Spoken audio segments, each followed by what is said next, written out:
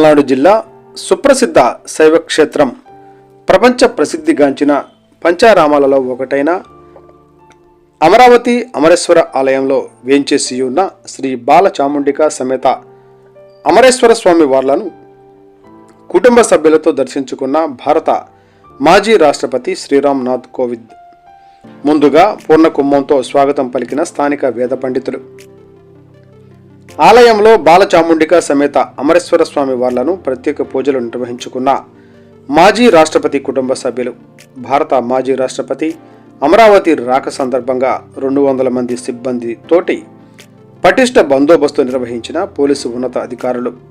ఈ కార్యక్రమంలో ఐజీ సర్వశ్రేష్ఠ త్రిపాఠి, పల్నాడు జిల్లా కలెక్టర్ అరుణబాబు, జిల్లా ఎస్పీ, ఆలయ ఈవో, స్థానిక వేద పండితులు పాల్గొన్నారు.